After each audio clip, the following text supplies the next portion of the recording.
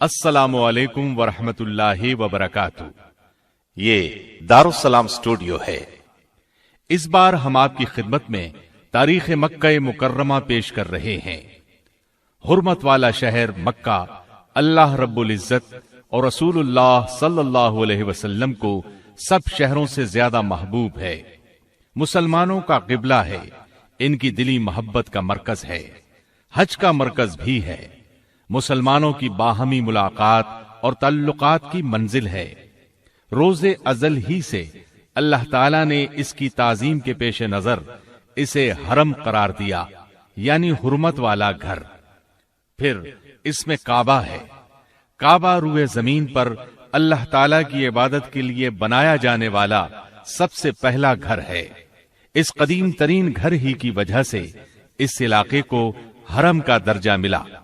صرف اسی کو نہیں، اس کی ہر چیز کو امن و امان حاصل ہے، یہاں تک کہ درختوں کے پتوں اور دوسری خضرو نباتات کو بھی کاٹا نہیں جا سکتا۔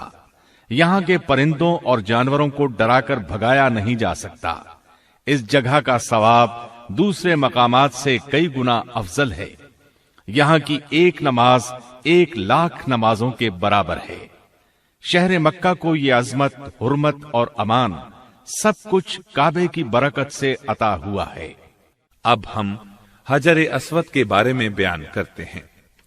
بہت سی احادیث سے حجر اسود کی فضیلت ثابت ہوتی ہے، نیز اس بات کی بھی رغبت دلائی گئی ہے کہ دوران طواف اسے بوسہ دیا جائے یا ہاتھ لگایا جائے۔ حجر اسود کی فضیلت کے لیے یہ بات کافی ہے کہ نبی اکرم صلی اللہ علیہ وسلم کا دست مبارک اور مبارک ہونٹ اس پر لگے ہیں۔ بخاری اور مسلم میں مذکور ہے کہ سیدنا عمر بن خطاب رضی اللہ عنہ نے حجر اسود کو بوسہ دیا اور فرمایا، مجھے یقین ہے کہ تو ایک پتھر ہے جو نقصان دے سکتا ہے نہ نفع، اور اگر میں نے رسول اللہ صلی اللہ علیہ وسلم کو تجھے بوسہ دیتے نہ دیکھا ہوتا تو کبھی تجھے بوسہ نہ دیتا۔ جامع ترمذی میں ابن عباس رضی اللہ عنہما سے روایت ہے کہ رسول اللہ صلی اللہ علیہ وسلم نے فرمایا، حجر اسود جنت سے جب نازل ہوا تھا تو دودھ سے زیادہ سفید تھا، لیکن بنی آدم کی خطاؤں نے اسے سیاہ کر دیا۔ اسی طرح ترمذی میں ابن عباس رضی اللہ عنہما ہی سے روایت ہے کہ رسول اللہ صلی اللہ علیہ وسلم نے فرمایا، اللہ کی قسم، اللہ قیامت کے دن حجر اسود کو اس حال میں لائے گا کہ اس کی 2 آنکھیں ہوں گی جن سے دیکھے گا، اور زبان ہوگی جس سے بولے گا۔ جس شخص نے دنیا میں اس کو ایمان کی حالت میں بوسہ دیا ہوگا یا ہاتھ لگایا ہوگا، یہ اس کے حق میں گواہی دے گا۔ مسند احمد اور صحیح ابن خزیمہ کی حدیث ہے، سیدنا عبداللہ بن عمرو بن عاص رضی اللہ عنہما نے اپنے کانوں پر ہاتھ رکھ کر 3 بار فرمایا، میں اللہ کی قسم کھاتا ہوں، میں نے رسول اللہ صلی اللہ علیہ وسلم کو فرماتے سنا ہے۔ حجر اسود اور مقام ابراہیم جنت کے 2 چمکدار پتھر تھے، لیکن اللہ تعالیٰ نے ان کا نور ختم کر دیا۔ اگر اللہ تعالیٰ ان کا نور ختم نہ فرماتا تو یہ زمین اور آسمان کے درمیان یا مشرق و مغرب کے درمیان پوری دنیا کو روشن کر دیتے۔ سیدنا ابراہیم علیہ السلام نے کعبہ بنایا، مگر ایک پتھر کی جگہ باقی تھی۔ اسماعیل علیہ السلام کوئی پتھر تلاش کرنے لگے تو ابراہیم علیہ السلام نے فرمایا، جیسا پتھر میں تجھے بتاتا ہوں اس قسم کا پتھر لانا۔ چنانچہ اسماعیل علیہ السلام پتھر تلاش کرنے چلے گئے۔ جب لے کر آئے تو دیکھا کہ ابراہیم علیہ السلام نے اس جگہ ایک پتھر نصب کر دیا ہے۔ پوچھا، ابا جان یہ پتھر کون لایا؟ فرمایا، یہ پتھر وہ شخص لایا جو تیری تعمیر کا محتاج نہیں، اس کو جبریل علیہ السلام آسمان سے لائے ہیں۔ سیدنا عبداللہ بن عمر رضی اللہ عنہما نے حجر اسود کو چھوا، پھر اپنے ہاتھ کو بوسہ دیا اور فرمایا، جب سے میں نے رسول اللہ صلی اللہ علیہ وسلم کو اسے بوسہ دیتے ہوئے دیکھا ہے، उस वक्त से मैंने इसे बोसा देना नहीं छोड़ा। अब हम आपको जमजम के कुएं के बारे में बताते हैं। चाहे जमजम की खुदाई और चश्मा फूट पड़ने का किस्सा मशहूर है। इब्राहीम अलैहिस्सलाम अपने फर्जंद इस्माईल अलैहिस्सलाम और उनकी वालिदा को लेकर यहां आए। इस्माईल अलैहिस्सलाम अभी शीरखार थे। इब्राहीम अलैहिस्सलाम ने जमजम की जगह से कुछ ऊपर एक दरख्त के नीचे उन्हें ठहरा दिया। उस वक्त मक्का में खेती थी न पानी। उन्होंने उनके पास खजूरों की एक थैली और पानी का एक मशकेजा रखा और वापस चल पड़े। इस्माईल की मां उनके पीछे भागी और पुकारी, हमें इस बेआबाद वादी में छोड़कर कहां जा रहे हैं। उन्होंने कई बार ये अल्फाज पुकारे, मगर इब्राहीम अलैहिस्सलाम ने तवज्जो न की। आखिरकार उन्होंने कहा, क्या अल्लाह ताला ने आपको इसका हुक्म दिया है? इस पर इब्राहीम अलैहिस्सलाम ने फरमाया, हां। ये सुनकर उन्होंने कहा, फिर अल्लाह ताला हमें जाया नहीं करेंगे। ये कहकर वो वापस दरख्त के नीचे चली गईं। इब्राहीम अलैहिस्सलाम चलते गए, यहां तक कि जब घाटी में पहुंचे जहां से वो उन्हें देख नहीं सकते थे, तो बैतुल्लाह की तरफ मुंह किया, हाथ उठाए और दुआएं की। इन दुआओं का जिक्र सूरह इब्राहीम आयत 37 में है। ऐ हमारे रब, मैंने अपनी कुछ औलाद इस बेआबो गियाह वादी में तेरे हुर्मत वाले घर के पास ला बसाई है। ऐ अल्लाह, ये इसलिए कि वो नमाज कायम रखें। पस तू कुछ लोगों के दिलों को इनकी तरफ मायल कर दे और इन्हें फलों की रोजियां इनायत फरमा, ताकि ये शुक्रगुजारी करें। इस्माईल अलैहिस्सलाम की वालिदा सुकून से उन्हें दूध पिलाती रहीं और खुद पानी पीती रहीं, यहां तक कि पानी खत्म हो गया और बच्चा प्यास से बिलखने लगा। वो बेबसी से इसे बिलखता देखती रहीं। आखिर रह न सकी तो उठ भागी। करीब तरीन पहाड़ी सफा थी। इस पर चढ़कर इधर उधर देखा, शायद कोई नजर आ जाए, लेकिन कोई नजर न आया तो नीचे उतरी। हमवार जमीन तक पहुंची तो कमीज का किनारा हाथ में पकड़कर एक मुसीबत ज़दा इंसान की तरह भागती हुई मरवा पहाड़ी तक आई। इस पर चढ़कर भी इधर उधर देखा, मगर कोई नजर न आया। 7 मर्तबा इसी तरह किया। रसूलुल्लाह सल्लल्लाहु अलैहि वसल्लम फरमाते हैं, सई इसी बुनियाद पर शुरू हुई। जब वो आखिरी मर्तबा मरवा पर चढ़ी तो उन्हें एक आवाज सुनाई दी। अपने आप से बोली, चुप। फिर गौर से आवाज को सुनने की कोशिश की, फिर बोली, मैंने तेरी आवाज सुन ली है, अगर कुछ मदद कर सकता है तो कर। अब जो नजर उठी तो एक फरिश्ता जमजम वाली जगह के पास खड़ा नजर आया। फरिश्ते ने जमीन पर अपनी एड़ी या पर मारा और पानी निकल आया। वो भागी भागी आईं और अपने हाथों से उस जगह के गिर्द हौज सा बनाने लगी। चुल्लू में पानी ले लेकर मशकेजा भरने लगी। उधर पानी जोश से उबल रहा था। बुखारी में है, सैयदना इब्ने अब्बास रज़ियल्लाहु अन्हुमा बयान करते हैं कि नबी अकरम सल्लल्लाहु अलैहि वसल्लम ने फरमाया, अगर सैयदा हाजरा अलैहिस्सलाम ने जमजम के पानी को इसी तरह रहने दिया होता और चुल्लू भरकर मशकेजे में न डालती, तो जमजम एक कुएं की बजाय जारी चश्मा बन जाता। अब उन्होंने पानी पिया, बच्चे को दूध पिलाया तो फरिश्ता कहने लगा, ये न समझना कि तुम जाया हो जाओगे। ये सामने अल्लाह का घर है। इस घर को ये बच्चा और इसके वालिद नए सिरे से बनाएंगे। अल्लाह अपने दोस्तों को जाया नहीं करते। अरसे दराज के बाद और तवील सिलसिला शब रोज के गुजरने से जमजम नापैद हो गया। उसके आसार मिट गए। अल्लामा याकूत हमवी अपनी किताब मोजमुल बुल्दान में लिखते हैं कि जमजम के जारी होने पर लंबी मुद्दत गुजर गई, यहां तक कि सैलाबों और बारिशों ने इसके निशानात को मिटा दिया। सही बात यह है कि बनु जुरहुम जब मक्का छोड़कर चले गए तो उन्होंने खुद ही इस कुएं को मिट्टी से पाट दिया। फिर अरसे दराज तक जमजम नापैद रहा। किसी को इसकी जगह तक का पता न था। यहां तक कि सरदार अब्दुल मुत्तलिब को हाजियों को पानी पिलाने और खाना खिलाने के ओहदे मिले। तब उन्होंने ख्वाब में देखा कि उनसे कहा गया, तैबा खोदो। पूछा, तैबा क्या है? अगले दिन फिर ख्वाब में कहा गया, बर्रा खोदो। बर्रा का मतलब है बहुत ज्यादा नफा बख्श। उन्होंने पूछा, बर्रा क्या है? तीसरे दिन फिर ख्वाब में देखा। इस मर्तबा कहा गया, मजनूना खोदो।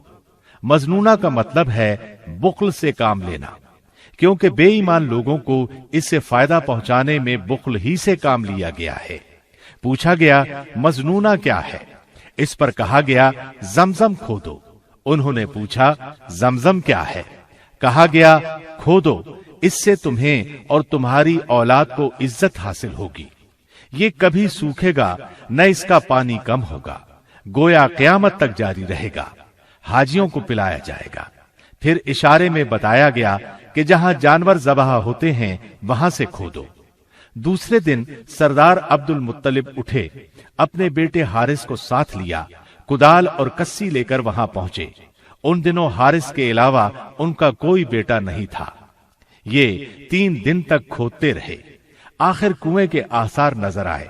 खुशी के मारे नारे तकबीर बुलंद किया और फरमाया, ये है इस्माइल का कुआं। अब कुरैश कहने लगे, हमें भी इस सादत में शरीक करो। इस पर आपने फरमाया, मैं तुम लोगों को इसमें शरीक नहीं करूंगा। ये मेरी खुसूसी फजीलत है। जिसे चाहो फैसल मान लो, उसी से फैसला करवा लेते हैं। उन्होंने बनी साद की काहिना का नाम लिया। फिर सब उसकी तरफ चल पड़े। रास्ते में इस कदर प्यास लगी कि मरने के करीब पहुंच गए। सरदार अब्दुल मुत्तलिब कहने लगे, इस तरह चुपचाप बैठे रहना तो निकम्मापन है। क्यों ना इधर उधर पानी तलाश करें, अल्लाह ताला जरूर हमें पानी अता करेंगे। चुनाचे वो चले। सरदार अब्दुल मुत्तलिब भी अपनी ऊंटनी पर सवार हुए। जब ऊंटनी उठी तो उसके पांव के नीचे से मीठे पानी का चश्मा फूट पड़ा। सरदार अब्दुल मुत्तलिब और दूसरे लोगों ने खुशी से नारा बुलंद किया और सबने सैर होकर पानी पिया। फिर वो सरदार अब्दुल मुत्तलिब से बोले, अल्लाह ताला ने ये चश्मा जारी करके आपके हक में फैसला दे दिया है। अल्लाह की कसम, हम आपसे इस मामले में कभी झगड़ा नहीं करेंगे।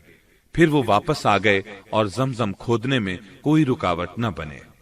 जमजम के बहुत से नाम हैं। नाम ज्यादा होना भी अजमत की दलील होती है। कहा गया है कि अरबों के नजदीक जमजमा कसरत और इज्तिमा को कहते हैं। चूंकि ये पानी बहुत ज्यादा है, इसलिए इसका नाम जमजम रखा गया है। बाज मुहक्किकीन का ख्याल है कि चूंकि सैयदा हाजरा ने इस चश्मे के इर्द गिर्द एक मुंडेर सी बना दी थी ताकि पानी इधर उधर न फैले। अगर वो ऐसा न करती तो पानी जमीन पर फैल जाता और हर चीज को भर देता। तो उस मुंडेर की वजह से इसको जमजम कहा गया है। जमजम के अलावा इसके चंद नाम शब्बा, बर्रा, तैबा, बुशरा, औना, साफिया, शराबुल अबरार और मजनूना है। इनके अलावा भी कुछ नाम हैं। अब जमजम के पानी की फजीलत का बयान हो जाए। बहुत सी अहादीस और आसार में इसकी फजीलत आई है। इसकी फजीलत इससे भी साबित होती है कि जिब्रील अलैहिस्सलाम ने रसूलुल्लाह सल्लल्लाहु अलैहि वसल्लम के शक़्क़े सद्र के मौके पर, यानी जब आपका सीना मुबारक चाक किया गया और दिल मुबारक निकाला गया, तो उसको जमजम के पानी से धोया था। अगर कोई और पानी इससे अफजल होता तो आपके दिल को जरूर उससे धोया जाता। सही बुखारी में अबू जर गिफारी रजी अल्लाह अन्हु से रिवायत है कि रसूलुल्लाह सल्लल्लाहु अलैहि वसल्लम ने फरमाया, मैं मक्का मुकर्रमा में सोया हुआ था कि मेरे घर की छत फाड़ दी गई और जिब्रील अलैहिस्सलाम उतरे। उन्होंने मेरा सीना खोला, फिर इसको जमजम के पानी से धोया। फिर सोने का एक थाल लाए, वो हिकमत और ईमान से भरा हुआ था। उन्होंने इन दोनों से मेरा सीना भर दिया, फिर सीना इसी तरह बंद कर दिया। फिर मेरा हाथ पकड़कर मुझे आसमानों की तरफ ले चढ़े। इसी तरह सही मुस्लिम में है, सैयदना अनस रजी अल्लाह अन्हु फरमाते हैं, बचपन में अल्लाह के रसूल दूसरे बच्चों के साथ खेल रहे थे कि जिब्रील अलैहिस्सलाम आए, आपको पकड़ा और जमीन पर लिटा दिया। आपका दिल निकाला, उसको चीरा और उसमें से एक टुकड़ा निकाल कर फेंक दिया और फरमाया, ये आप में शैतान का हिस्सा था। फिर दिल मुबारक को जमजम के पानी से धोया और इसको बंद करके उसकी जगह पर रख दिया। बच्चे भागते हुए आपकी रिजाई वालिदा के पास गए और कहा, محمد کو قتل کر دیا گیا۔ گھر والے بھاگے، آپ کو دیکھا تو آپ کا رنگ اڑا ہوا تھا۔ انس رضی اللہ عنہ فرماتے ہیں کہ میں آپ کے سینہ مبارک میں سلائی کے نشانات دیکھا کرتا تھا۔ زمزم کے پانی کی فضیلت کے بارے میں ابن عباس رضی اللہ عنہما سے روایت ہے کہ رسول اللہ صلی اللہ علیہ وسلم نے فرمایا، روئے زمین پر سب سے افضل پانی زمزم ہے، یہ خوراک بھی ہے اور بیماری سے شفا بھی، اور روئے زمین پر بدترین پانی حضرموت کے ویران علاقے وادی برہوت کا پانی ہے، اس میں ٹڈی کی ٹانگ کے برابر کیڑے پائے جاتے ہیں، یہ پانی صبح کو تو جوش مارتا ہے مگر شام کو نمی تک نہیں ہوتی۔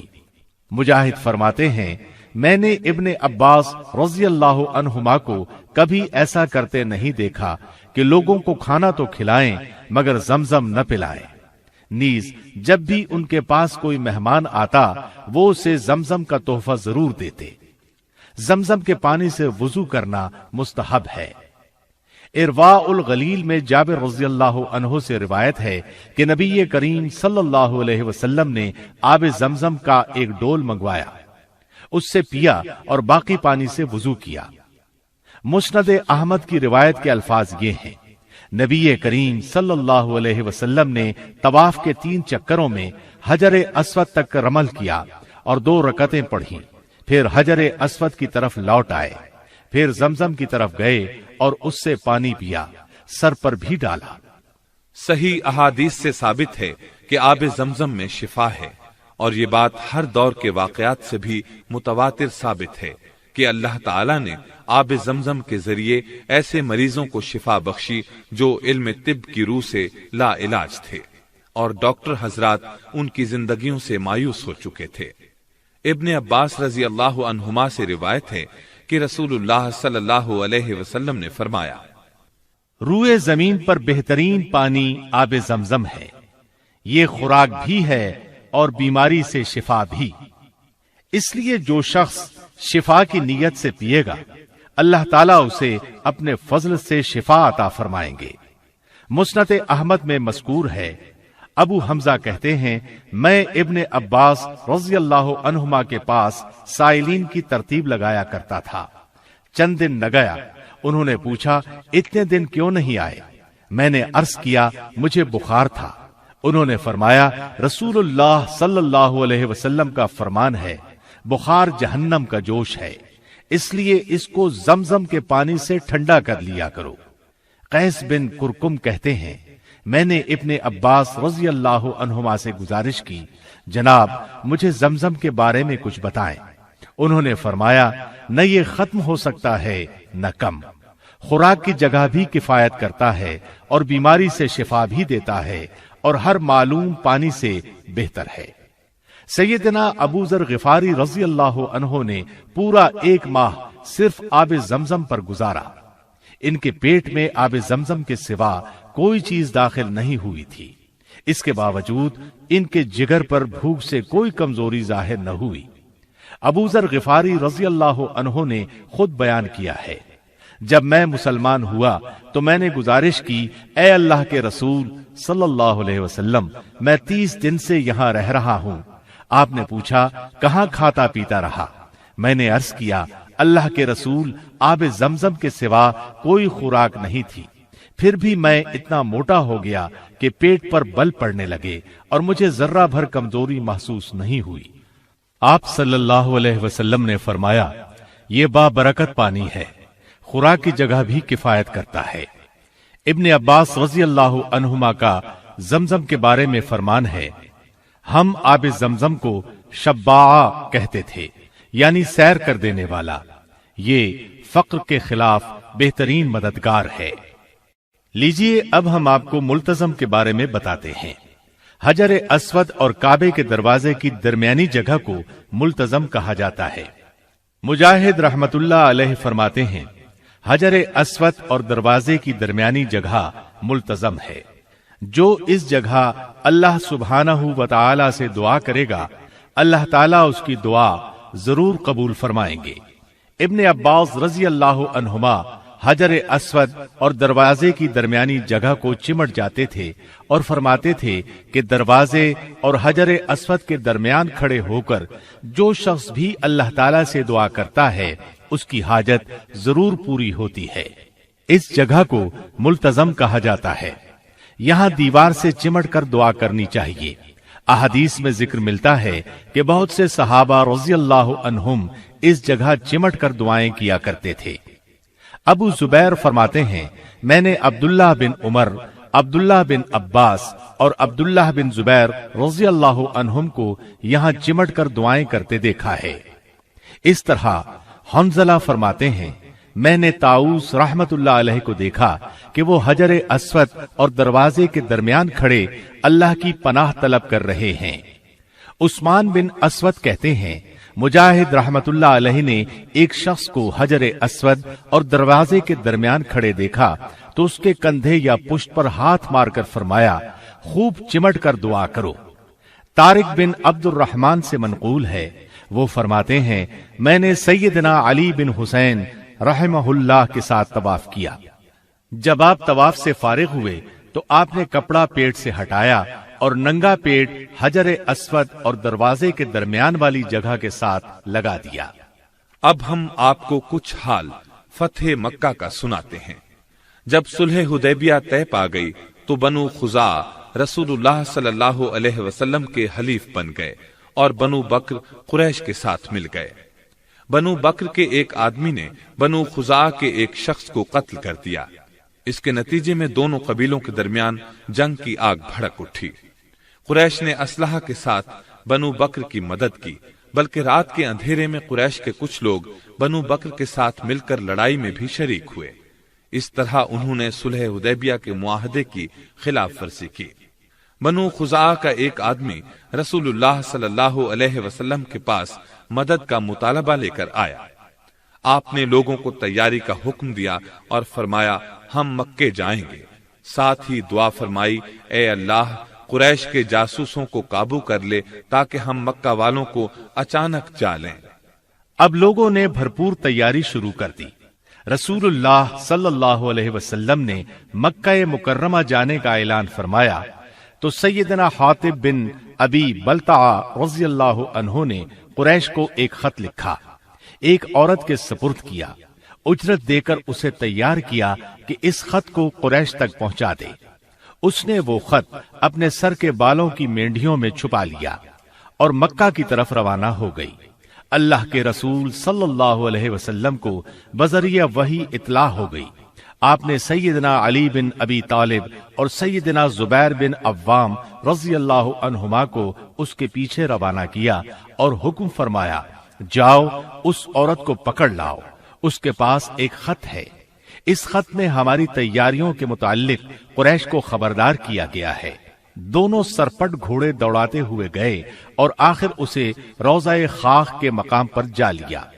उसे सवारी से उतार कर सामान की तलाशी ली, लेकिन वो खत न मिला। सैयदना अली रज़ियल्लाहु अन्हु ने कहा, अल्लाह की कसम, रसूलुल्लाह सल्लल्लाहु अलैहि वसल्लम की इत्तला गलत नहीं हो सकती और न हम झूठ बोल रहे हैं, इसलिए तू खत निकाल दे, वरना हम तेरे कपड़े उतार कर तलाशी लेंगे। जब उसने महसूस कर लिया कि अब खत निकाल कर देने के सिवा कोई चारा नहीं, तो बोली, अच्छा आप मुंह दूसरी तरफ कर लें। सैयदना अली रज़ियल्लाहु अन्हु ने चेहरा दूसरी तरफ कर लिया। उसने खत निकालकर उन्हें दे दिया। वो खत लेकर अल्लाह के रसूल सल्लल्लाहु अलैहि वसल्लम के पास आए। आपने हातिब रज़ियल्लाहु अन्हु को बुलाकर फरमाया, हातिब, ऐसा क्यों किया? वो बोले, अल्लाह के रसूल सल्लल्लाहु अलैहि वसल्लम, यकीन कीजिए मैं अल्लाह और उसके रसूल पर पुख्ता ईमान रखता हूँ। अल्लाह की कसम, न मैंने अकीदा बदला न दीन। बात यह है कि मैं कुरैश के किसी कबीले से नहीं हूँ, लेकिन मेरे बीवी बच्चे वहां रह रहे हैं। मैंने सिर्फ उनके बचाव के लिए मुशरिकीन पर यह एहसान किया था। इस पर सैयदना उमर बिन खत्ताब रज़ियल्लाहु अन्हु फरमाने लगे, ऐ अल्लाह के रसूल सल्लल्लाहु अलैहि वसल्लम, मुझे इजाजत दीजिए मैं इस मुनाफिक की गर्दन उड़ा दूं।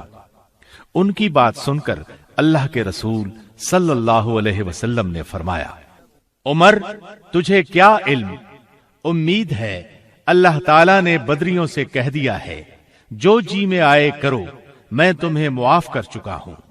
رسول اللہ صلی اللہ علیہ وسلم 10 رمضان المبارک کو مدینہ منورہ سے روانہ ہوئے۔ قریش کو رسول اللہ صلی اللہ علیہ وسلم کی روانگی کا کچھ علم نہیں تھا، کیونکہ آپ قریش سے خبروں کی ناکہ بندی کر چکے تھے۔ اتفاق سے ایک رات ابو سفیان، حکیم بن حزام اور بدیل بن ورقا کسی خبر کی تلاش میں مکہ سے باہر آئے۔ ادھر نبی کریم صلی اللہ علیہ وسلم کے چچا عباس رضی اللہ عنہ رسول اللہ صلی اللہ علیہ وسلم کے سفید خچر پر سوار پھر رہے تھے۔ ان کا یہ گشت اس لیے تھا کہ کوئی شخص ملے تو اسے مکے والوں کے پاس بھیج دے، وہ انہیں بتائے اللہ کے رسول صلی اللہ علیہ وسلم تشریف لا چکے ہیں، لہذا آ کر امان حاصل کر لیں۔ اتفاقاً انہیں ابو سفیان مل گئے۔ انہوں نے انہیں قائل کیا کہ وہ ان کے ساتھ رسول اللہ صلی اللہ علیہ وسلم کی خدمت میں چلیں اور مکہ والوں کے لیے امان حاصل کر لیں۔ وہ ان کے ساتھ گئے تو رسول اللہ صلی اللہ علیہ وسلم نے اسلام کی پیشکش کی۔ ابو سفیان فوراً مسلمان ہو گئے۔ سیدنا عباس رضی اللہ عنہ کہنے لگے، اللہ کے رسول، ابو سفیان سردار آدمی ہے، فخر کا خواہش مند ہے، لہذا اسے کچھ امتیاز عطا فرمائیں۔ آپ نے فرمایا، ٹھیک ہے، جو شخص ابو سفیان کے گھر میں داخل ہو جائے اسے امان ہوگی، جو اپنا دروازہ بند کر کے بیٹھ جائے اسے بھی امان حاصل ہوگی، اور جو بیت اللہ میں چلا جائے اسے بھی کچھ نہیں کہا جائے گا۔ جب نبی اکرم صلی اللہ علیہ وسلم ذو طوا میں داخل ہوئے تو آپ نے فتح مندی کے احسان کا شکر ادا کرتے ہوئے اللہ تعالیٰ کے سامنے اپنا سر جھکایا ہوا تھا، یہاں تک کہ آپ کی داڑھی مبارک کے بال پالان کی لکڑی کو چھو رہے تھے۔ لشکر اسلام کا ہر دستہ رسول اللہ صلی اللہ علیہ وسلم کی ہدایات کے مطابق پیش قدمی کر رہا تھا، کوئی مزاحمت نہیں ہو رہی تھی۔ صرف مکہ مکرمہ کی نشیبی جانب میں بنو بکر اور حبشیوں کے کچھ لوگوں نے خالد بن ولید رضی اللہ عنہ کے دستے کو روکنے کی کوشش کی، مگر وہ جلد ہی شکست کھا گئے۔ صفوان بن امیہ، اکرمہ بن ابو جہل اور سہیل بن عمرو نے بھی خندمہ کے علاقے میں کچھ لوگ لڑائی کے لیے جمع کر رکھے تھے۔ جب خالد بن ولید رضی اللہ عنہ اپنے دستے سمیت پہنچے تو انہوں نے بھی تھوڑی بہت مزاحمت کی۔ ان میں سے قریباً 12-13 آدمی مارے گئے تو وہ بھاگ کھڑے ہوئے۔ رسول اللہ صلی اللہ علیہ وسلم نے دستوں کے امیر مقرر فرماتے ہوئے انہیں تاکید فرمائی تھی کہ مکہ مکرمہ میں داخل ہوتے وقت کسی کو قتل نہ کریں سوائے اس صورت کے کہ کوئی ان سے لڑائی لڑے۔ البتہ آپ نے چند اشخاص کا نام لے کر ان کے قتل کا حکم دیا تھا۔ ان کے بارے میں آپ نے فرمایا تھا چاہے وہ کعبے کے پردوں کے پیچھے کیوں نہ چھپے ہوں انہیں قتل کر دیا جائے۔ ان کے نام یہ تھے: عبداللہ بن سعد بن ابی سرح، عبداللہ بن قتل اور اس کی 2 گانے والی لونڈیاں، حویرث بن نقیز، مقیاس بن سبابہ، اکرمہ بن ابی جہل اور بنو عبد المطلب کی ایک لونڈی سارا۔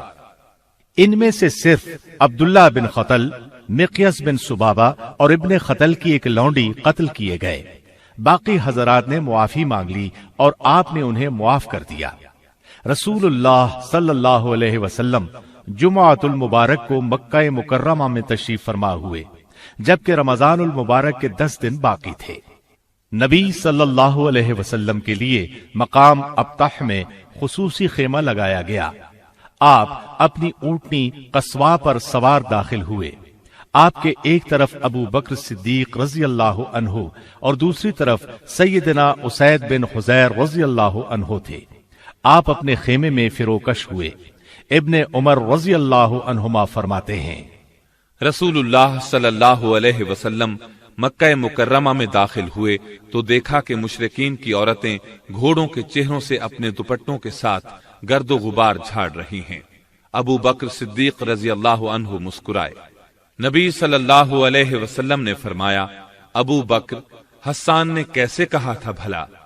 ابو بکر صدیق رضی اللہ عنہ نے سیدنا حسان بن ثابت رضی اللہ عنہ کے یہ اشعار پڑھے: میری بیٹی مر جائے اگر تم ہمارے گھوڑوں کو کدا مقام کے دونوں کناروں پر گرد و غبار اڑاتے نہ دیکھو، وہ اپنے سواروں سے باغیں چھڑا چھڑا کر بھاگیں گے، ان پر کاٹھیاں پڑی ہوں گی، اور عورتیں اپنے دوپٹوں کے ساتھ ان کے چہروں سے گرد و غبار جھاڑیں گی۔ نبی صلی اللہ علیہ وسلم نے فرمایا، گھوڑوں کو وہیں سے داخل کرو جہاں حسان نے ذکر کیا ہے، یعنی کدا سے۔ جب لوگوں میں اطمینان ہوا تو آپ اپنی اونٹنی پر سوار ہو کر بیت اللہ تشریف لائے اور سواری ہی پر 7 چکر لگائے۔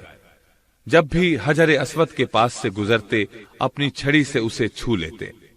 اس وقت کعبے کے ارد گرد 360 بت تھے۔ ان بتوں کو سیسے کے ذریعے نصب کیا گیا تھا۔ آپ ان بتوں کو چھڑی سے مارتے اور فرماتے: حق آ گیا اور باطل مٹ گیا، باطل تو مٹنے ہی والا ہے۔ بت چہرے کے بل گرتے جا رہے تھے۔ سیدنا جابر رضی اللہ عنہ بیان کرتے ہیں، ہم رسول اللہ صلی اللہ علیہ وسلم کے ساتھ مکہ مکرمہ میں داخل ہوئے۔ اس وقت بیت اللہ کے آس پاس 360 بت تھے، ان کی پوجا کی جاتی تھی۔ رسول اللہ صلی اللہ علیہ وسلم کے حکم سے ان سب کو منہ کے بل گرایا گیا۔ صحیح بخاری میں ہے، نبی اکرم صلی اللہ علیہ وسلم مکہ میں تشریف لائے تو آپ نے بتوں کی موجودگی میں کعبے میں داخل ہونے سے انکار کر دیا۔ آپ کے حکم سے ان سب کو نکال دیا گیا۔ جب سیدنا ابراہیم اور اسماعیل علیہم السلام کے بت نکالے گئے تو ان کے ہاتھ میں تیر پکڑائے ہوئے تھے۔ رسول اللہ صلی اللہ علیہ وسلم نے فرمایا، اللہ ان مشرکوں پر لعنت کرے۔ اللہ کی قسم، انہیں علم ہے کہ ان دونوں شخصیات نے کبھی تیروں کے ساتھ قسمت آزمائی نہیں کی۔ پھر آپ بیت اللہ میں داخل ہوئے اور کونوں میں کھڑے ہو کر تکبیریں پڑھتے رہے، لیکن آپ نے اس میں نماز ادا نہیں فرمائی۔ صحیح بخاری کی دوسری روایت میں ہے کہ آپ نے اس میں نماز ادا فرمائی تھی۔ درست بات بھی یہی ہے جیسا کہ سیدنا عبداللہ بن عمر رضی اللہ عنہما بیان کرتے ہیں۔ پھر جب نبی کریم صلی اللہ علیہ وسلم نے کعبے میں نماز ادا فرمائی، بیت اللہ کا چکر لگا لیا، اس کے کونوں میں تکبیرات پڑھ لی اور نعرہ توحید بلند فرما دیا تو بیت اللہ کا دروازہ کھلنے پر آپ نے دیکھا کہ مسجد قریش سے بھر چکی تھی۔ وہ صفوں میں بیٹھے انتظار کر رہے تھے کہ اب آپ ان کے ساتھ کیا سلوک فرماتے ہیں۔ آپ نے بیت اللہ کے دروازے کے بازوؤں کو پکڑ کر فرمایا، اللہ کے سوا کوئی سچا معبود نہیں، وہ یکتا ہے، کوئی اس کا شریک نہیں۔ اس نے اپنا وعدہ پورا فرمایا، اپنے بندے کی مدد فرمائی اور اکیلے نے سب لشکروں کو شکست دے دی۔ خبردار، ہر قسم کا فخر، مالی اور نسبی امتیاز جن کے دعوے کیے جاتے ہیں، آج میرے ان پاؤں تلے ہیں، سوائے بیت اللہ کی خدمت اور حاجیوں کو پانی پلانے کی خدمت کے۔ خبردار، اگر کسی کو کوڑے یا لاٹھی کے ساتھ غلطی سے مار دیا جائے تو قاتل پر سخت دیت لاگو ہوگی، یعنی 100 اونٹ، جن میں 40 اونٹنیاں حاملہ بھی ہوں گی۔ اے قریش، اللہ تعالیٰ نے تمہارا جاہلی تکبر اور آبائی فخر ختم کر دیا۔ سب لوگ آدم علیہ السلام کی اولاد ہیں اور سیدنا آدم علیہ السلام مٹی سے بنے تھے۔ پھر آپ نے سورۃ الحجرات کی آیت 13 تلاوت فرمائی، اے لوگو، ہم نے تمہیں ایک مرد اور ایک عورت سے پیدا کیا، پھر ہم نے تمہیں قبیلوں اور قوموں میں بانٹ دیا تاکہ تم ایک دوسرے کو پہچان سکو۔ تم میں سب سے زیادہ معزز وہ ہے جو اللہ تعالی سے زیادہ ڈرتا ہے، بلا شبہ اللہ تعالی دانا اور باخبر ہے۔ اس کے بعد آپ نے فرمایا، اے قریش، کیا تمہیں معلوم ہے میں تم سے کیا سلوک کروں گا؟ اس پر وہ سب کے سب بول اٹھے، یقیناً آپ اچھا سلوک کریں گے، کیونکہ آپ شریف بھائی ہیں اور شریف بھائی کے بیٹے ہیں۔ جواب میں آپ نے فرمایا، میں تمہیں وہی الفاظ کہتا ہوں جو یوسف علیہ السلام نے اپنے بھائیوں سے فرمائے تھے، آج تمہیں کوئی ملامت نہ ہوگی، جاؤ تم سب آزاد ہو۔ فتح کے بعد لوگ رسول اللہ صلی اللہ علیہ وسلم کی بیعت کرنے لگے۔ آپ ایک مقام کرنے مسقلہ پر بیٹھ گئے۔ چھوٹے بڑے سب آپ کے ہاتھ پر بیعت کر رہے تھے۔ وہ اقرار کر رہے تھے اللہ کے سوا کوئی معبود نہیں۔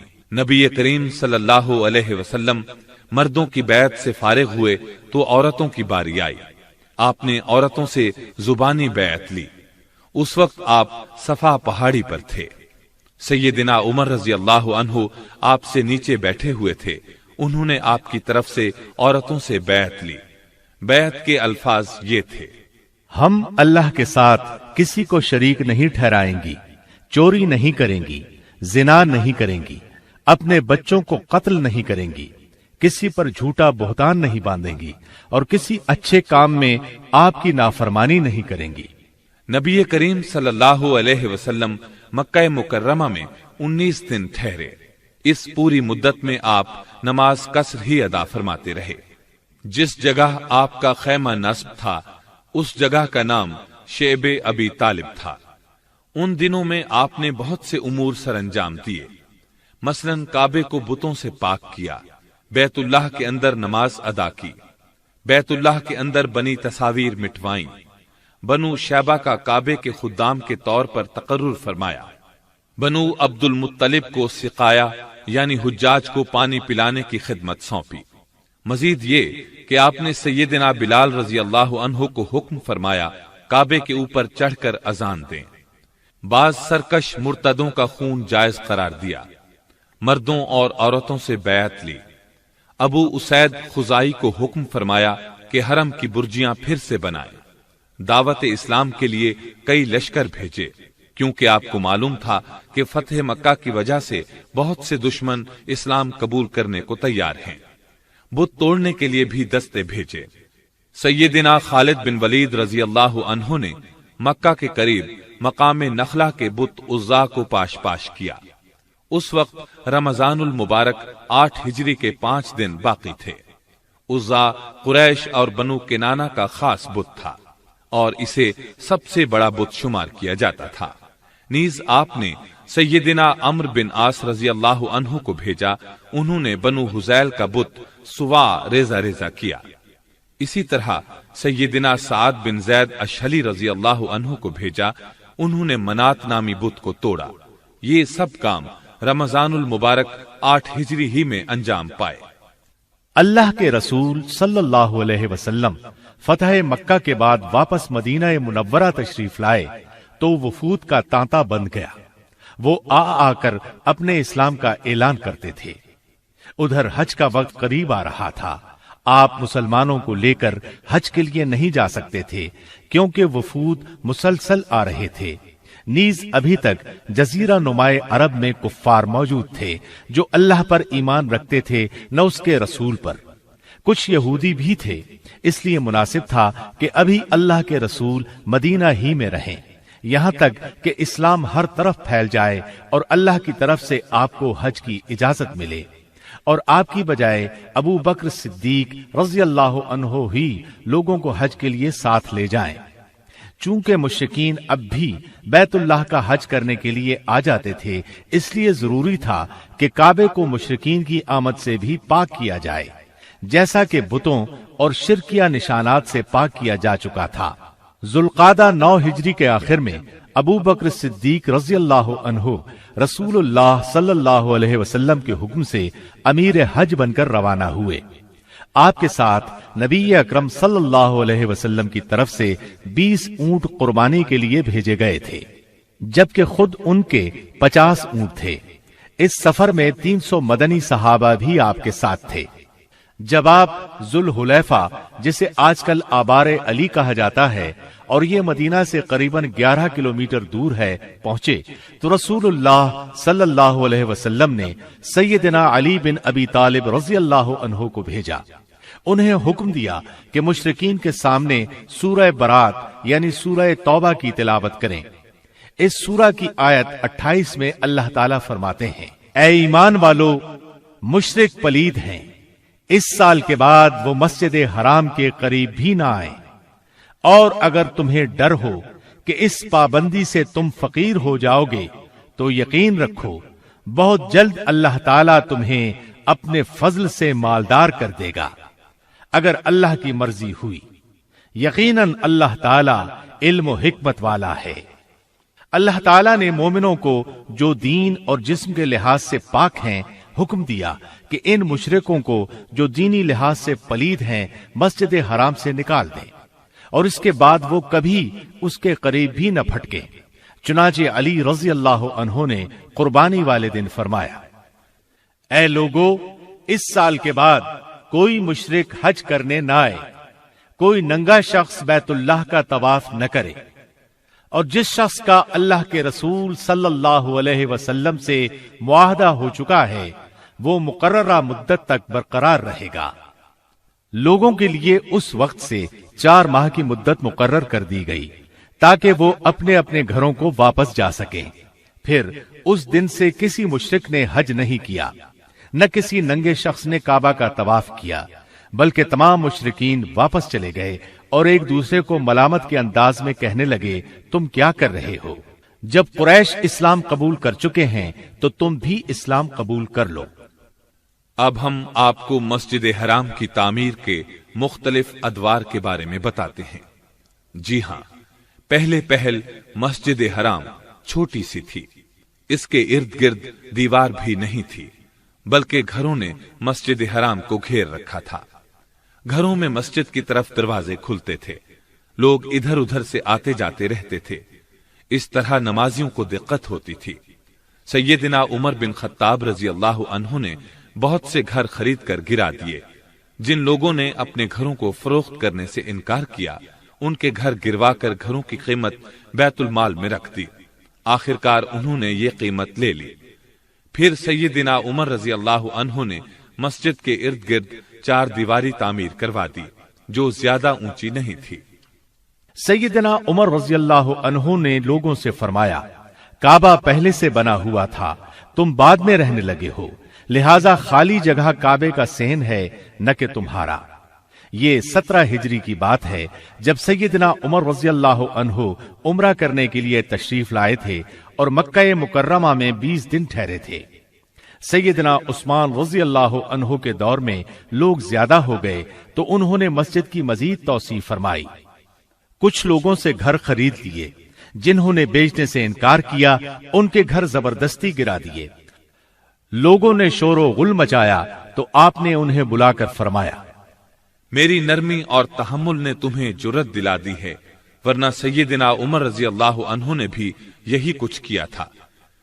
اس وقت تو کوئی نہیں بولا تھا، میں نے تو انہی کا طریقہ اختیار کیا ہے جس پر تم چیخنے چلانے لگے ہو۔ پھر آپ نے انہیں قید کرنے کا حکم دیا، مگر پھر عبداللہ بن خالد بن اسید کی سفارش پر انہیں چھوڑ دیا۔ سیدنا عثمان رضی اللہ عنہ نے یہ توسیع 26 ہجری میں فرمائی۔ پھر سیدنا عبداللہ بن زبیر رضی اللہ عنہ نے مسجد کے مشرقی سمت سے توسیع کی، اور یہ بالائی حصہ تھا جو مسجد کی شامی اور یمنی جانب واقع تھا۔ اس توسیع میں کتاب اخبار مکہ کے مصنف علامہ ازرقی کے جد امجد ازرق کا نصف گھر بھی شامل ہو گیا تھا۔ یہ حصہ سیدنا عبداللہ بن زبیر رضی اللہ عنہ نے ان سے 10,000 دینار سے زائد رقم دے کر خریدا تھا۔ اس کے بعد بنو عباس کے دوسرے خلیفہ ابو جعفر منصور نے مسجد کی شامی اور مغربی جانب توسیع کی۔ اس توسیع کی ابتدا محرم الحرام 137 ہجری میں ہوئی اور ذی الحج 140 ہجری میں تکمیل ہوئی۔ ابو جعفر منصور کی توسیع مسجد حرام کے پہلے رقبے سے نصف پر مشتمل تھی۔ گویا اس طرح مسجد کا رقبہ پہلے سے 1.5 گنا بڑھ گیا۔ پھر ابو جعفر منصور کے بیٹے مہدی نے مسجد کی بالائی، یمنی اور مغربی جانب اپنے والد کی توسیع سے آگے مزید توسیع کی۔ مہدی کے دور میں توسیع 2 مرتبہ ہوئی۔ پہلی مرتبہ 160 ہجری میں جب اس نے اپنے والد کی توسیع سے آگے 2 برآمدے مزید تعمیر کیے۔ دوسری مرتبہ 167 ہجری میں توسیع ہوئی۔ اس توسیع کا حکم اس نے اس وقت دیا جب 164 ہجری میں وہ اپنا دوسرا حج کرنے آیا۔ یہ توسیع شروع اس کے آخری دور میں ہوئی اور مکمل اس کے بیٹے موسیٰ ہادی کے دور میں ہوئی، کیونکہ موت نے مہدی کو زیادہ مہلت نہ دی۔ مہدی نے مسجد حرام کی توسیع و تعمیر میں بہت زیادہ مال خرچ کیا، کیونکہ مسجد میں شامل کی جانے والی 1 ہاتھ مربع زمین کی قیمت 25 دینار میں پڑی، اور وادی میں داخل کی جانے والی 1 ہاتھ مربع زمین کی قیمت 15 دینار میں پڑی، جبکہ سنگ مرمر کے ستون شام اور بعض دیگر ممالک سے جدہ کی بندرگاہ تک پہنچے، جن کو بعد میں چھکڑوں پر لاد کر مکہ مکرمہ تک لایا گیا۔ اس کی توسیع کو ان امور میں شمار کیا جاتا ہے جن پر بے انتہا اخراجات ہوئے۔ اس کے بعد دار الندوہ میں توسیع ہوئی۔ اس کے منتظم نے خلیفہ معتضد عباسی کے وزیر عبید اللہ بن سلیمان بن وہب کو رغبت دلائی کہ باقی ماندہ دار الندوہ کو مسجد میں شامل کیا جائے، اس سے نیک نامی ہوگی، کیونکہ مہدی کے بعد کسی خلیفہ نے مسجد حرام میں کوئی کام نہیں کرایا۔ منتظم نے مکہ مکرمہ کے قاضی محمد بن احمد مقدمی اور مکہ مکرمہ کے امیر عج بن حاج سے بھی درخواست کی کہ وہ دار الندوہ کے بارے میں ایسی ہی تجویز خلیفہ کے سامنے پیش کریں۔ یہ شخص معتضد باللہ کا آزاد کردہ غلام تھا، اس نے بھی تجویز لکھ بھیجی۔ جب یہ تینوں درخواستیں معتضد کے پاس پہنچی تو اس نے حکم دیا دار الندوہ کو مسجد کی شکل دے کر بڑی مسجد سے ملا دیا جائے۔ اس مقصد کے لیے اس نے بڑی رقم مختص کی۔ دار الندوہ کی پرانی عمارت گرا کر سارا ملبہ نکال دیا گیا، پھر اصل بنیاد پر مسجد بنا دی گئی۔ اس میں ستون، محراب اور برآمدے بنائے گئے، ان کی چھت لکڑی کی ڈالی گئی، اس پر سونے کی پالش اور کشیدہ کاری کی گئی۔ پھر بڑی مسجد کی دیوار میں 12 دروازے بنائے گئے۔ ان کے علاوہ اس عمارت میں 3 دروازے اور رکھے گئے جو ارد گرد کی سڑکوں پر کھلتے تھے۔ مینار بھی تعمیر کیا گیا، چھت پر کنگروں والا جنگلہ بنایا گیا۔ اس سارے کام میں 3 سال کا عرصہ لگا، اور یہ تمام کام قریباً 284 ہجری میں مکمل ہوا۔ عباسی خلیفہ مقتدر باللہ کے دور میں 306 ہجری میں باب ابراہیم کا اضافہ ہوا۔ یہ دروازہ مسجد کی مغربی جانب تھا۔ یہ دراصل ایک کھلا صحن تھا جو باب الخیاطین اور باب بنی جمح کے درمیان واقع تھا۔ اس کو مسجد حرام میں شامل کر دیا گیا اور دونوں دروازوں کی جگہ ایک بڑا دروازہ بنا دیا گیا جس کو باب ابراہیم کہا جانے لگا۔ عباسی خلفاء نے اس کے بعد مسجد حرام کی تعمیر و توسیع کا تو کوئی کام نہیں کیا، البتہ مرمت اور اصلاح کا کام سلطان سلیم کے دور 979 ہجری تک جاری رہا۔ مصر کے بادشاہ برقوق کے دور 802 ہجری میں مسجد حرام میں آگ لگ گئی۔ سلطان برقوق نے عمارت دوبارہ تعمیر کرائی، اس پر پہلے کی طرح ساگوان کی لکڑی کی چھت ڈلوائی، پھر کئی بار اس کی مرمت بھی کرائی گئی، لیکن آہستہ آہستہ اس میں کمزوری آتی گئی اور اس میں ٹوٹ پھوٹ کا عمل ہوتا رہا۔ سلطان سلیم کے سامنے جب یہ صورتحال پیش کی گئی تو اس نے اس کو گرا کر نئی عمارت بنانے کا حکم دیا اور کہا کہ چھت لکڑی کی نہ ڈالی جائے بلکہ اس کو گنبدوں کی شکل میں بنایا جائے۔ یہ کام 979 ہجری میں شروع ہوا، لیکن سلطان سلیم تعمیر مکمل ہونے سے پہلے ہی فوت ہو گئے۔ پھر ان کے بیٹے سلطان مراد سوم نے اس کام کو مکمل کیا۔ تعمیر نو کا یہ کام 984 ہجری میں مکمل ہوا۔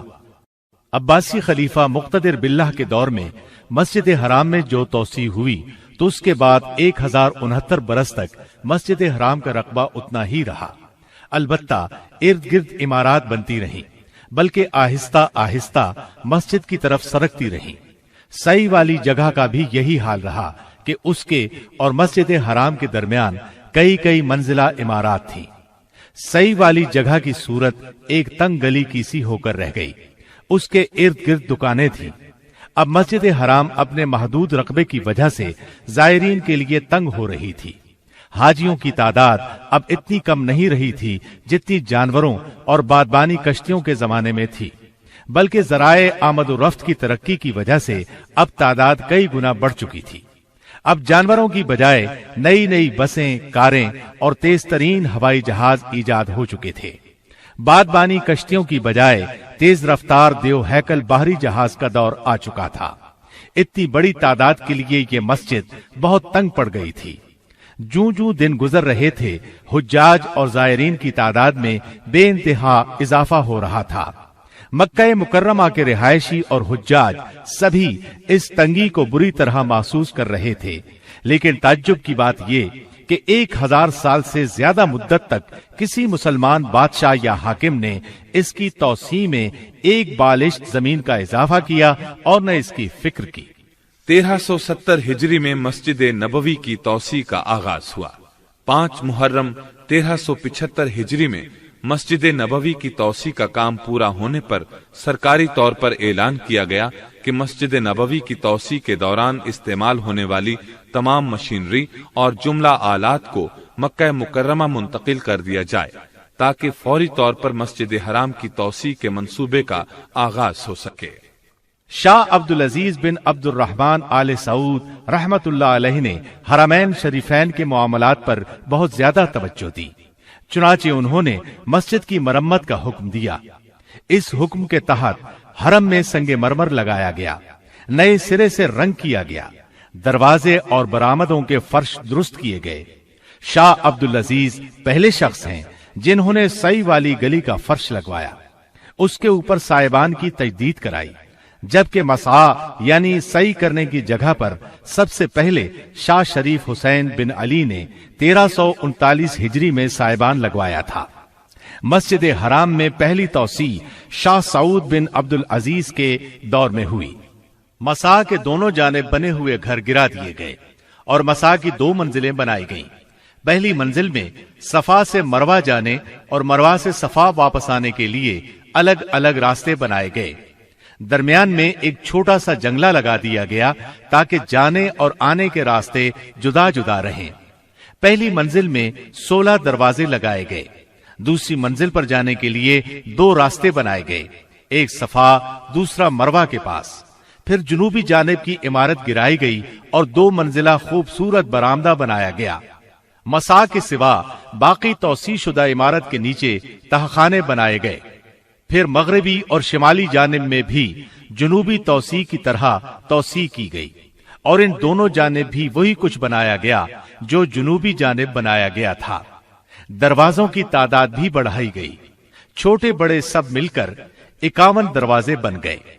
तौसी के दौरान पुराने 7 मीनार गिराकर 7 नए मीनार बनाए गए। इस तरह सऊदी दौर की पहली तौसी में 1,53,000 मुरब्बा मीटर का इजाफा किया गया और मस्जिद का कुल रकबा 1,80,850 मुरब्बा मीटर हो गया। गोया इस तौसी के बाद मस्जिद हराम का रकबा 6 गुना बढ़ गया, जबकि इस तौसी से पहले मस्जिद का कुल रकबा सिर्फ 27,850 मुरब्बा मीटर था। मजीद ये कि तौसी वाली इमारत इंतहाई मजबूत और खूबसूरत है। दीवारों पर संगे मरमर और छतों और डाटों में इमारती पत्थर जड़ा गया है ताकि मस्जिद हराम फने तामीर का शाहकार बन जाए। शाह फहद ने हरम की तरफ बहुत तवज्जो दी और बड़ी दरिया दिली से खर्च किया। उनके मंसूबे के 2 पहलू हैं। नंबर 1 ज़ेबाइश व आराइश, नंबर 2 मस्जिद हराम के रकबे में इजाफा। रकबे में इजाफा तो इस तरह किया गया कि मगरबी जानिब बाबे अब्दुल अजीज से बाबे उमरा तक 2 मंजिला इमारत और तहखाने बनाए गए और मस्जिद की छत को भी नमाज की अदायगी के काबिल बना दिया गया। वहां खुले सहन तामीर किए गए। इनमें 80,000 से जायद अफराद नमाज पढ़ सकते हैं। बिजली के जरिए चलने वाली सीढ़ियों के लिए 3 मकामात बनाए गए। गोया के तौसी की साबिका 2 मंजिलों के ऊपर तीसरी मंजिल का भी इजाफा किया गया है। इस तौसी में बाबुल मलिक फहद के नाम से एक अजीम दरवाजा बनाया गया। इसके साथ 14 छोटे दरवाजे भी हैं। तहखानों में जाने के लिए 2 रास्ते बनाए गए हैं। इस तौसी के बाद अब मस्जिद में दाखिल होने के लिए 4 बड़े और 54 छोटे दरवाजे हैं। तहखानों में दाखिल होने के लिए 6 अलग रास्ते हैं। इसके अलावा दूसरी मंजिल पर जाने के लिए भी कई रास्ते और बिजली के जरिए चलने वाली सीढ़ियां मौजूद हैं। मस्जिद के 7 साबिका मीनारों में बिल्कुल इन्हीं जैसे 2 और मीनारों का इजाफा किया गया है। इस तरह मीनारों की तादाद अब 9 हो गई है। इस नए इजाफे का रकबा 76,000 मुरब्बा मीटर है। ये रकबा पहली सऊदी तौसीस से पहले की मस्जिद हराम के रकबे से 3 गुना है। इसका मतलब ये है कि दोनों सऊदी तौसियात से मस्जिद हराम का रकबा 9 गुना बढ़ गया है। इसके अलावा नमाजियों के लिए मस्जिद की मशरिकी जानिब मसा से मुत्तसिल नए मैदान भी बनाए गए हैं। इनको मशरिकी सहन कहा जाता है। जबल अबी कुबैस के दामन में शाही महल्लात वाक़े हैं, जिनका रकबा करीबन 40,000 मुरब्बा मीटर है। इनमें वो तमाम सहूलियात मुहैया की गई हैं जिनकी नमाजियों को जरूरत पेश आ सकती है। इसके साथ साथ जुनूबी और मगरबी जानिब भी वसी सहन तैयार किए गए हैं। इनमें सफेद संगे मरमर का फर्श लगाया गया है ताकि जब नमाजी ज्यादा हों तो यहाँ भी लोग नमाज अदा कर सकें। हज के दिनों में खास तौर पर यहाँ नमाजें अदा की जाती हैं। हरम की तौसी और आराइश और ज़िबाइश यकीनन अपनी जगह एक इंतहाई अहम काम है, लेकिन तमाम नमाजियों को एक इमाम के पीछे इकट्ठा करना इससे कहीं बढ़कर अहमियत का हामिल है।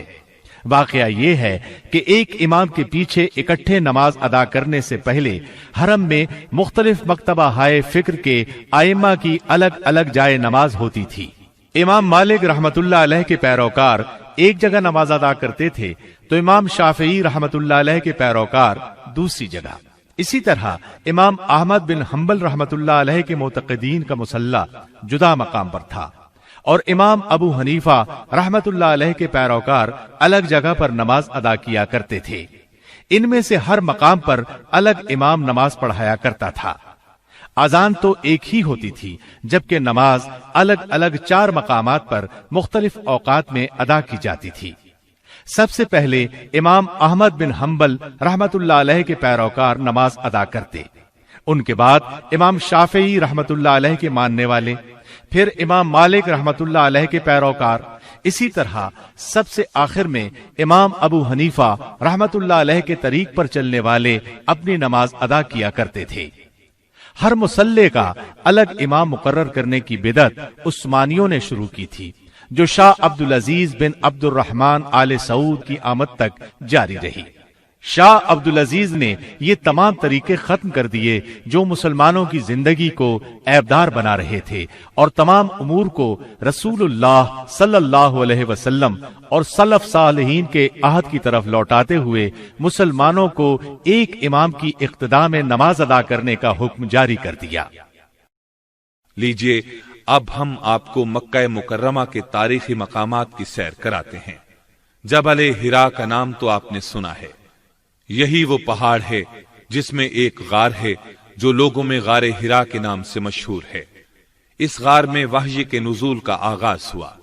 रसूलुल्लाह सल्लल्लाहु अलैहि वसल्लम इस गार में नुज़ूल वहई से पहले भी इबादत किया करते थे। मुस्लिम की हदीस है, अबू हुरैरा रज़ियल्लाहु अन्हु बयान करते हैं कि नबी करीम सल्लल्लाहु अलैहि वसल्लम सैयदना अबू बकर सिद्दीक, सैयदना उमर, सैयदना उस्मान, सैयदना अली, सैयदना तलहा और सैयदना जुबैर रज़ियल्लाहु अन्हुम हिरा पहाड़ की एक चट्टान पर बैठे थे कि चट्टान हिलने लगी। रसूलुल्लाह सल्लल्लाहु अलैहि वसल्लम ने फरमाया, रुक जा, इस वक्त तुझ पर एक नबी, एक सिद्दीक और शहीद ही बैठे हैं। जबल सौर, ये पहाड़ मक्का मुकर्रमा की नशेबी जानिब जुनूब में वाक़े है। हिजरत के मौके पर नबी करीम सल्लल्लाहु अलैहि वसल्लम और अबू बकर सिद्दीक रज़ी अल्लाहु अन्हु इस पहाड़ के मशहूर गार में छुपे थे। ये वही गार है जिसका जिक्र अल्लाह ने अपनी किताब कुरान मजीद में किया है। 2 में से दूसरे जबकि वो गार में थे। मस्जिद खैफ मिना में वाक़े है। ये उन मसाजिद में से है जिनकी फजीलत बाज अहादीस और आसार सहाबा से साबित है।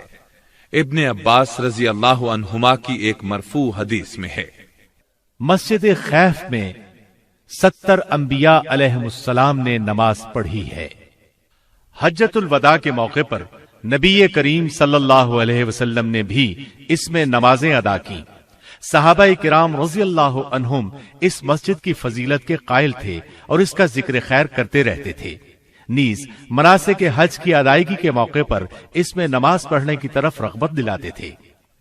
مینا یہ وہ مقام ہے جہاں عرفہ کے دن سورج طلوع ہونے تک اور قربانی کے دن اور بعد والے ایام تشریق میں حاجیوں کو جانے اور ٹھہرنے کا حکم ہے۔ یہاں رات ٹھہرنے کا حکم بھی ہے، اور یہیں حاجی لوگ جمرات کو کنکریاں مارتے ہیں۔ مینا حج کے دنوں میں تو بہت آباد ہوتا ہے، باقی سارا سال خالی رہتا ہے۔ بہت کم لوگ وہاں رہائش پذیر ہیں۔ مینا کی حد وادی محصر کے کنارے سے لے کر اس گھاٹی تک ہے جس کے پاس مکہ کی طرف والا آخری جمرہ ہے۔ اس کو جمرہ عقبہ کہا جاتا ہے۔ اسی کے پاس انصار نے رسول اللہ صلی اللہ علیہ وسلم کی بیعت کی تھی۔ مینا کی ایک فضیلت یہ ہے کہ مسجد خیف یہیں واقع ہے۔ نیز اللہ تعالی نے اسی وادی میں سیدنا ابراہیم علیہ السلام کو ان کے بیٹے کے فدیے کے طور پر مینڈھا عطا فرمایا تھا۔ عرفہ کو عرفات بھی کہا جاتا ہے۔ یہاں ٹھہرنا حاجیوں کے لیے فرض ہے۔ جو عرفات میں وقوف نہ کر سکے اس کا حج نہیں ہوتا، کیونکہ رسول اللہ صلی اللہ علیہ وسلم نے فرمایا، الحج عرفہ، حج وقوف عرفہ کا نام ہے۔ جو شخص وقوف عرفہ نہ کر سکے اسے جانور قربان کرنا ہوگا اور آئندہ سال حج بھی کرنا ہوگا۔ یوم عرفہ کی فضیلت بہت سی احادیث میں آئی ہے۔ صحیح مسلم میں ہے، رسول اللہ صلی اللہ علیہ وسلم نے فرمایا، کسی بھی دن اللہ تعالی اتنے افراد آگ سے آزاد نہیں کرتا جتنے عرفہ کے دن آزاد کرتا ہے۔ اس دن اللہ تعالی حاجیوں کے قریب ہوتا ہے، پھر ان کی وجہ سے فرشتوں کے ساتھ اظہار فخر کرتا ہے اور پوچھتا ہے، ان کا مقصد کیا ہے؟ رسول اللہ صلی اللہ علیہ وسلم نے فرمایا، کسی بھی دن شیطان اتنا چھوٹا، ذلیل، حقیر اور ناراض نہیں ہوتا جتنا عرفہ کے دن، کیونکہ اس دن اللہ کی رحمت کثرت سے نازل ہوتی ہے اور اللہ تعالی بڑے بڑے گناہ معاف فرماتے ہیں۔ مزدلفہ وہ مقام ہے جہاں عرفات سے واپسی پر حاجیوں کو جانے اور رات ٹھہرنے کا حکم دیا گیا ہے۔ یہ عرفہ اور وادی محصر کے دو تنگ پہاڑی راستوں کا درمیانی علاقہ ہے۔ عرفہ کے اس تنگ راستے کو مضیق کہا جاتا ہے۔ بہت سے علماء نے مزدلفہ کی یہی حد بندی کی ہے۔ مزدلفہ میں رات گزارنا واجب ہے۔ رات نہ گزارنے کی صورت میں ایک جانور ذبح کرنا ہوگا، اور مستحب یہ ہے کہ آدمی رسول اللہ صلی اللہ علیہ وسلم کی اقتداء کرتے ہوئے صبح تک وہیں ٹھہرے، پھر نماز کے بعد روشنی پھیل جانے تک ٹھہرا رہے۔ اس کے بعد سورج طلوع ہونے سے پہلے ہی مینا کی طرف چل دے۔ وادی محصر یہ وہ جگہ ہے جہاں تیزی کے ساتھ گزر جانا ضروری ہے۔ یہ مینا اور مزدلفہ کے درمیان ایک وادی ہے۔ یہ مینا میں شامل ہے، نہ مزدلفہ میں۔ اس کو وادی محلل بھی کہا جاتا ہے، کیونکہ حج کے دوران جب لوگ یہاں سے گزرتے ہیں تو تکبیریں پڑھتے ہوئے تیزی سے گزر جاتے ہیں۔ اس مقام پر یہی عمل پسندیدہ ہے۔ آپ صلی اللہ علیہ وسلم بھی یہاں سے تیزی سے گزرے تھے اور فرمایا تھا، یہ شیطانوں کا ٹھکانہ ہے۔ وادی محصب حاجی کے لیے مستحب ہے کہ وہ مینا سے واپسی پر یہاں ٹھہرے۔ یہ وادی مکہ سے مینا کے راستے پر واقع ہے۔ رسول اللہ صلی اللہ علیہ وسلم یہاں ٹھہرے تھے۔ ابو رافع رضی اللہ عنہ رسول اللہ صلی اللہ علیہ وسلم کے سامان وغیرہ کے نگران تھے۔ وہ فرماتے ہیں کہ نبی کریم صلی اللہ علیہ وسلم نے مجھے محصب میں ٹھہرنے کا حکم نہیں دیا تھا، بلکہ میں نے اپنے طور پر وہاں آپ کا خیمہ لگا دیا تھا۔ آپ تشریف لائے اور وہاں ٹھہر گئے۔ سیدہ عائشہ رضی اللہ عنہا فرماتی ہیں کہ نبی کریم صلی اللہ علیہ وسلم یہاں اس لیے ٹھہرے تھے کہ مدینہ واپسی کے لیے یہاں ٹھہرنا زیادہ مفید تھا۔ اب جو شخص چاہے یہاں ٹھہرے، جو نہ چاہے نہ ٹھہرے۔ ابن جریج کہتے ہیں کہ میرے سامنے لوگ عطا رحمت اللہ علیہ سے پوچھ رہے تھے کہ رسول اللہ صلی اللہ علیہ وسلم اس رات محصب میں سیدہ عائشہ رضی اللہ عنہا کے انتظار میں ٹھہرے تھے۔ عطا رحمت اللہ علیہ نے جواب دیا، نہیں، یہ ویسے ہی قافلوں کے پڑاؤ کی جگہ ہے، کوئی چاہے تو محسب میں ٹھہرے، نہ چاہے تو نہ ٹھہرے۔ تنعیم، یہ مسجد بیت اللہ سے 7.5 کلومیٹر دور مدینہ روڈ پر واقع ہے۔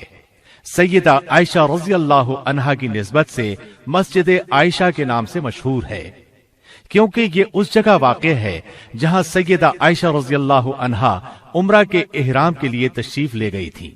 یہ مسجد مکہ مکرمہ کے تاریخی مقامات میں شمار ہوتی ہے۔ اسلامی طرز تعمیر کی انتہائی خوبصورت مسجد ہے۔ مسجد جعرانہ طائف اور مکے کے درمیان ایک کنویں کا نام ہے۔ نبی صلی اللہ علیہ وسلم حنین سے واپسی پر اس مقام پر ٹھہرے تھے۔ رات کے وقت یہاں سے احرام باندھ کر عمرہ فرمایا تھا۔ اس مقام پر ایک مسجد بنائی گئی جو مسجد جعرانہ کے نام سے مشہور ہے۔ مسجد جن، یہ مسجد حجون کے کنارے واقع ہے۔ عین اس جگہ بنائی گئی ہے جہاں رسول اللہ صلی اللہ علیہ وسلم نے سیدنا عبداللہ بن مسعود رضی اللہ عنہ کے بیٹھنے کے لیے خط کھینچا تھا۔ نبی کریم صلی اللہ علیہ وسلم کو اللہ تعالی کی طرف سے حکم ملا تھا کہ آپ جنوں کو قرآن سنائیں۔ آپ نے اپنے ساتھ عبداللہ بن مسعود رضی اللہ عنہ کو لیا اور چل پڑے، یہاں تک کہ آپ حجون میں شیب ابی دب کے پاس پہنچے۔ یہاں آپ نے عبداللہ بن مسعود رضی اللہ عنہ کے لیے ایک خط کھینچا تھا کہ وہ اس جگہ سے آگے نہ آئیں۔ پھر آپ جنوں کو قرآن سنانے کے لیے آگے چلے گئے۔ ادھر جن ان کی طرف آنے کی کوشش کرتے تھے، لیکن وہ اس خط کو عبور نہ کر پاتے تھے۔ پھر رسول اللہ صلی اللہ علیہ وسلم کی طرف چلے جاتے تھے۔ رات کے پچھلے پہر آپ تشریف لائے۔ اس مقام پر یہ مسجد بنائی گئی۔ اس کے ساتھ ہی تاریخ مکہ کا تذکرہ اپنے اختتام کو پہنچا، اور تمام تعریفیں اللہ ہی کے لیے ہیں۔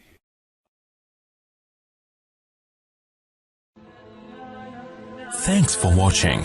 Don't forget to like, comment, share and subscribe to